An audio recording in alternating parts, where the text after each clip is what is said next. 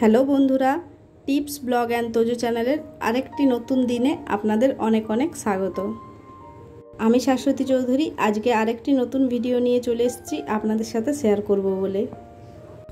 আজ সোমবার আর এখন ওই সকাল 10টার মতো বাজে। আজকের ভিডিওটা আমি এখন থেকে শুরু করছি। আজকের ওয়েদারটা বেশ ভালো। সকাল থেকে দেখছি বৃষ্টি পড়ছে, কখনো হাওয়া দিচ্ছে, কখনো আবার খুব জোরে হাওয়া দিচ্ছে।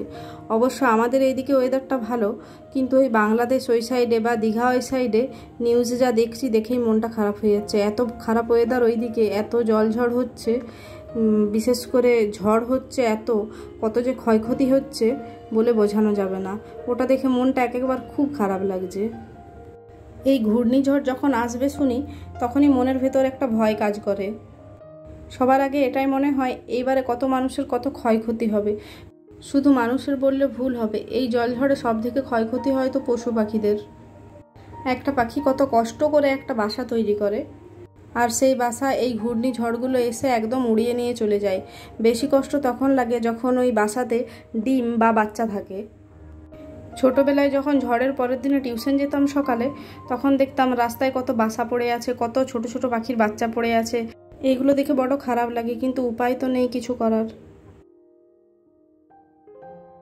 আজকের ওয়েদারটা খারাপের জন্য সকাল সকাল ওই ঘরের বাসি কাজগুলো সেরে সোজা চলে এসেছি ছাদে। আমার রান্নাঘরটা তো ছাদের উপরে, তাই বৃষ্টি পড়লে একটু সমস্যাই হয়। তার জন্য যত তাড়াতাড়ি পারি রান্নাটা কমপ্লিট করে নেওয়ার চেষ্টা করি যখন বৃষ্টি পড়ে। আজকের ওয়েদারটা খিচুড়ি খাওয়ার মতো, কিন্তু কালকে যেহেতু খিচুড়ি বানিয়ে ফেলেছিলাম তাই আজকে আর খিচুড়ি করব না। সেদিন শাশুড়ি মা যে কুমড়োটা দিয়েছিল, যেটা নিয়ে এসেছিলাম, সেই কুমড়োটাই আজকে রান্না করছি। নইলে এই কুমড়োটা যদি আর রাখা হয় এটা কিন্তু একদম নষ্ট হয়ে যাবে। তার জন্য আজকে করছি ওই একটু কুমড়োর তরকারি। আবার কুমড়োর তরকারি রান্না করতে করতে খেয়াল করলাম যে জারে আমি রাখি নুন আর হলুদ, সেটাতে নুন আর হলুদ একদম শেষ হয়ে গেছে। ওই জন্য অল্প করে নুন আর হলুদ ঢেলেও নিলাম। এদিকে ভাতটা আমি আগেই চাপিয়ে দিয়েছিলাম। ভাতটা ওই একবার ফুটিয়ে 10 মিনিটের জন্য ঢাকা দিয়ে রেখে দিই, তাহলেই হয়ে যায়। তো আজকে দেখছি ভাতটা হয়নি, তার জন্য আবার গ্যাসটা জ্বালিয়ে দিলাম। আর এদিকে দিয়ে দিলাম আম আর মুসুর। আমটা দেখতে ঠিক কুমড়োর মতো লাগছে, কিন্তু এটা কুমড়ো নয়, এটা আমটা মানে হলুদ হয়ে গেছে, কিন্তু টকটা বেশ ভালোই আছে, মিষ্টি কিন্তু একটুও নয়। তার জন্য এই আমটা দিয়েই করলাম, যেহেতু বাড়িতে আর কাঁচা আম ছিল না, আর আজকে আম মুসুর খেতে একটু ইচ্ছে করছে। বাইরের ওয়েদার ঝড় বৃষ্টি হলেও গরমটা কিন্তু কমেনি, তাই প্রেসার কুকারে এটা একদম রেডি করে রাখলাম। ওইদিকে ভাতটা আর কুমড়ো তরকারিটা হয়ে গেলে একটা গ্যাস খালি যখন হবে তখন চাপিয়ে নেব। আমি আরও কত বোকা দেখুন, আমার বোকামির জন্য এতগুলো ডিম শুধু শুধু নষ্ট হয়ে গেল। শ্বশুরবাড়ি যেদিন গেলাম তার আগের দিন রাতের থেকে আমি ফ্রিজটা চালিয়ে রেখেছিলাম। তাহলে ফ্রিজটা চালিয়েছিলাম বলে মানে ফ্রিজটা ঠান্ডাই ছিল। এবারে ডিমগুলো আমি ফ্রিজে রেখে দিয়ে গেছিলাম। তো তখন কি করেছিলাম, ডিমগুলো আমি নিচের ড্রয়ার থেকে বের করে ডিপ ফ্রিজে ভরে দিয়েছিলাম। যে ডিপ ফ্রিজটা একটু বেশি ঠান্ডা থাকে, তো তাহলে ডিপ ফ্রিজেই ভরে দিয়ে যায়, আর বেশি দিন তো থাকিনি, তাহলে হয়তো ভালো থাকবে ডিমগুলো। আমি সেই কারণে ডিপ ফ্রিজে রেখে দিয়ে গেছিলাম। এবারে কি হয়েছে, আমি যেদিন এলাম সেদিন আমি ডিপ ফ্রিজটা খুলে দেখিনি যে ডিপ ফ্রিজে ডিমগুলো আছে, সেটা আমার মাথার থেকে একদম বেরিয়ে গেছিলো। আমি সেদিন রাত্রেবেলায়, মানে রাত্রে নয়, আমি ফিরলাম ওই 5:30 নাগাদ। 5:30টার সময় এসে আমি ফ্রিজটা অন করে দিয়েছিলাম। এবারে সেদিন সারা রাত চলেছে, পরের দিন সকাল 10টা পর্যন্ত। পরের দিন সকাল 10টায় যখন আমি ফ্রিজ খুলে দেখছি, তখন দেখছি ডিম একদম ফেটে গেছে, প্লাস বরফ হয়ে গেছে। যেহেতু ডিপ ফ্রিজে ছিল তার জন্য বরফ হয়ে গেছে। আমি প্রথমে বুঝতে পারিনি যে ডিমগুলো ফেটে গেল কী করে, এতগুলো ডিম কী করে ফেটে গেল। আমি প্রথমে ভাবলাম হয়তো তোজো কিছু করেছে, ও তো মাঝে মধ্যে এরকম দুষ্টুমি করে, তো আমি সেটাই ভেবেছিলাম। তারপর দেখছি যে না, সব ডিমগুলোই তো ফাটা। তারপরে ভাবলাম, একবার ইউটিউবে দেখেছিলাম যে ডিপ ফ্রিজে ডিম রাখলে কিন্তু ওই রকম বরফ হয়ে যায়, তারপর সেটা খোসা ছাড়ানো যায় আর সেটা ফেটেও যায়। তখন বুঝলাম যে আমার বোকামির জন্য আজকে এতগুলো ডিম নষ্ট হয়ে গেল। ওই যে ফ্রিজটা অন করে দিয়েছিলাম, এসে পরে আমি ডিপ ফ্রিজটা খুলে দেখিনি, নিচের ফ্রিজটা ওপেন করেছিলাম। যেহেতু সবজিগুলো ঢোকালাম, তা নিচের ফ্রিজটা ওপেন করেছিলাম। আর ডিমের কথা আমার খেয়ালই থাকেনি যে ডিপ ফ্রিজে আমি অতগুলো ডিম রেখে দিয়ে গেছি।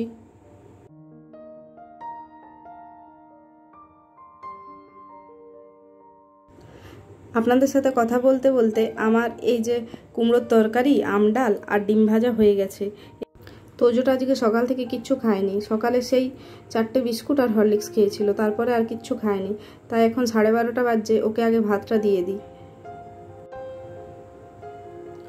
ও যেহেতু নিজের হাতেই খায়, তাহলে আমার ওই খাওয়ানোর চাপটা থাকে না। ওই যেগুলো খেতে চায় না সেগুলো আমাকে খাওয়াতে হয়, যেমন রুটি, হরলিক্স, দুধ, এই জাতীয় জিনিসগুলো খেতে চায় না, তাহলে ওগুলো আমাকে সামনে বসে খাওয়াতে হয়। নইলে ভাত, মুড়ি এগুলো ও কিন্তু নিজের হাতে সুন্দর একদম পরিষ্কার করে খেয়ে নেয়। তাই ওকে খেতে দিয়ে এসে এইদিকে যে বাসনগুলো জড়ো হয়েছিল সেগুলো আগে ধুয়ে নিচ্ছি, কারণ আজকে প্রোগ্রাম আছে। আজকে আমি আর ছাদে উপরে উঠবই না, একেবারে সমস্ত রান্নাবান্না করে নিয়ে রাতের খাবারও বানিয়ে নিয়ে একদম নিচে চলে যাব, আর উপরে আসবো না। কারণ বৃষ্টি পড়ছে, তো এই বৃষ্টিতে ভিজে ভিজে এই রান্নাঘরকে আসতে বড় বিরক্ত লাগে। তার জন্য যেদিন বৃষ্টি পড়ে সেদিন আমি একেবারে দুবেলা রান্না করে নিই, তারপর নিচে নিয়ে চলে যাই।